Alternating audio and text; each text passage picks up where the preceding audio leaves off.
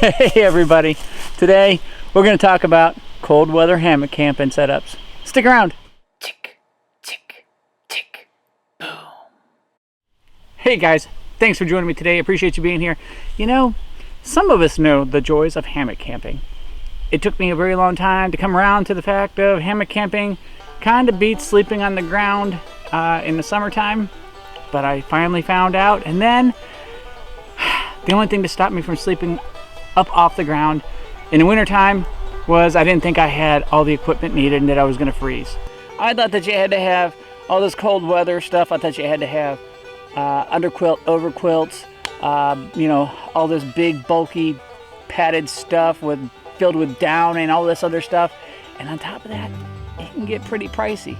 But I'm going to show you a setup that I learned, and it really doesn't take a whole lot of money, and you probably already have this stuff in your kit.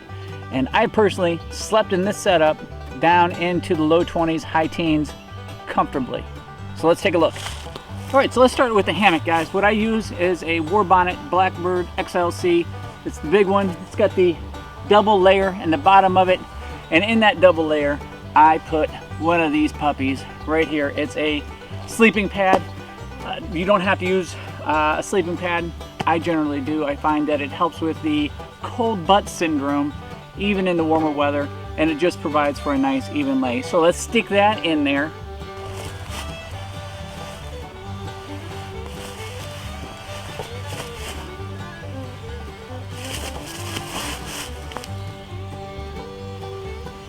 All right guys, so with just that right there, I've slept down into the 40s, no problem at all, using just an MMS sleep system. Now when I use the MMS sleep system, I don't use the Gore-Tex bag.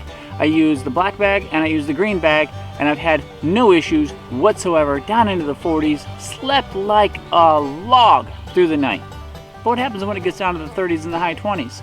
Now we're gonna kick it up a notch, and you should be able to do this with something that you already have in your kit, which is an emergency blanket. We're gonna stick this in there, and I have slept with this, and it's taken me down into the high 20s, mid to high 20s, easily. Let me show you how we do it.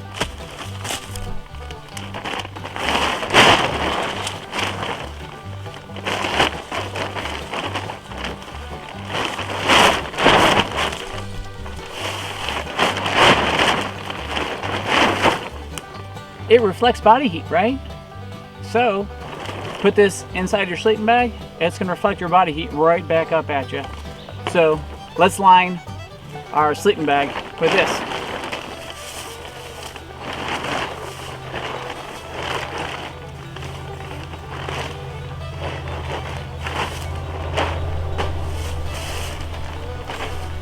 What you're going to do, put your sleeping bag on top of that. If you have a nice 0-degree bag, if you have a nice cold weather bag, put it on top of that, and you're going to be good to go the whole night long. Basically what you're accomplishing with that is you're making yourself into a giant baked potato. You're wrapping yourself in tin foil, staying warm all night long. Okay, so option number one, instead of just laying on top of it like this, what we can do is run it up across the ridge line here, so you're almost being enclosed in like a C inside of the Reflectix blanket, and that also helps bring in some heat. Now the downside of that is it gets a lot of condensation. I'm not talking like a little bit of condensation, I'm talking a lot of condensation. I have not figured out how to prevent the condensation, but I need to let you know that ahead of time, but it does keep you nice and warm. So guys, you just put your either wool blanket in here, you put your bag in here, whatever the case may be, and you are now enclosed on pretty much 3 sides with the reflecting material that's going to keep your body heat in. Now the bad thing is, like I said, you're going to get condensation because you guys are a bunch of fiery breath demons that just spew tons of humidity out all night long. But if you can figure out a way to mitigate that, let me know. And sometimes it doesn't really matter with your sleeping bag, sleeping system, as far as it getting some moisture on it like that, just that little bit of moisture. Do you remember at the beginning of the video when I told you I didn't go camping in the wintertime with a hammock because I was afraid of all the high-priced doodads that you needed in order to sleep when it was cold?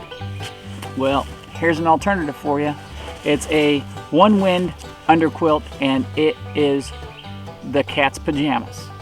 Let's set it up. All right, so that is the one-wind underquilt, and I slept with this. It was into the upper teens, maybe mid-teens when I was at Frozen Foot just this past year, and this I think really kicked the hammocking game up a notch for me. Not expensive, worked out great for me, and I thought I'd pass it along, guys. So with this system right here, like I said, down into the teens easily, with a nice good cold weather bag, you should be golden. Hey guys, thanks for joining me today. I appreciate you being here. Today we went over a couple of hammock setups for cold weather, and I hope that what you learned or that I passed on is something to lower the temperatures that you can go outside and enjoy hammock camping with. And so either my timing is absolutely horrible, and because it's almost springtime, summertime's here, or I had enough forethought to sit there and go, you know what, maybe people need a whole summer worth of time to prepare to get their hammock game set up for the winter. So whatever the case may be, I hope that you guys can take this little bit of knowledge, get out and have some fun. With all that being said, I do need to give out 2 shout outs. Number 1 is to David Sabet over at Sabet Outdoor Survival. He was the one that showed me the hammock trick with the reflective blanket. Upped my hammock game quite a bit, allowed me to get into colder temperatures. The other shout out I have to give to is Randy over at Stitched Gear Outfitters. He's the one who sold me the underquilt and the one-wind underquilt, and it's probably saved my frozen butt over at Frozen Foot, and I can't thank him enough. Guys, check me out on Instagram. That's Bombproof_Bushcraft. Bombproof_Bushcraft. You can also find me on Facebook under Bombproof Bushcraft. Who would have thought, right? Also, check me out on www.bombproofbushcraft. That's www.bombproofbushcraft. Why? Because that's where a whole bunch of cool stuff is, that gear that I have personally selected, and I'm selling it on my website. You can also find me on Bushcraft Survival Primitive Skills, Mickey Wilson. It's a group that is out there on Facebook. Guys, I do an 8 o'clock live feed, probably about 8 to 8:30 every Friday night. We sit there, chit chat, talk about some cool bushcraft stuff. So join the group and we'll hang out Friday nights. But until next time, guys, I'm going to go ahead and get on out of here, clean up camp a little bit, cook some food, and I suggest, if you can, get out of the inside and into the outside. Take care, guys.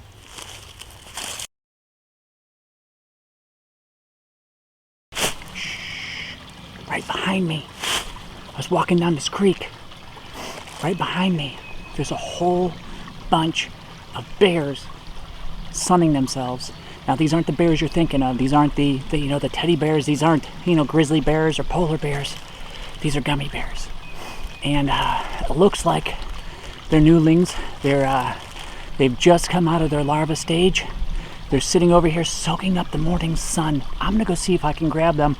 They're not really fast, but they can be slippery, and they do have a self-defense of a slime that they put out, but the slime has a really sugary texture and a really sugary taste to it. So I'm gonna have to leave the camera right here. I'm gonna go see if I can grab a few of them. I'll bring some back, okay? Hang on.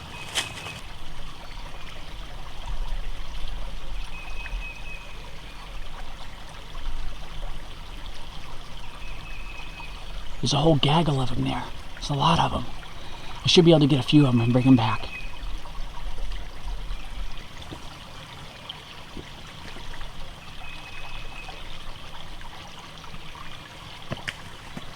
Ho, you little slippery bugger. Ho, I got you. Ho, you're okay. You're okay. Come on. That's okay. I got you. Come on, you're okay. Come on. All right. So, hey guys, hey, it's okay. You're okay. Let me reset the camera up, and we'll talk about these little guys right here. All right, so yeah, like I said, these guys look like they're about just come out of their larvae stage, and the early morning they're very, very inactive, and they're so inactive, in fact, they haven't even put out their sugary coating or anything. They're just kind of like laying here. As you notice, they do come in a lot of different colors, and every color has a little bit of a different flavor to them. But these guys are always out in the very early morning, especially down in wet environments, and these are delicious, delicious edibles as well. So, and they're not too hard to catch most of the time, although at times they can be pretty quick. And the older they get, the quicker they are. Medicinally, these things are great for diabetics with low blood sugar. You pop a couple of these guys right here, it's going to raise your blood sugar pretty fast. And they are an excellent source of unnatural sugars. So, great treat, these guys, great treat. You can see what they look like inside. They're just kind of like gel. It's good stuff.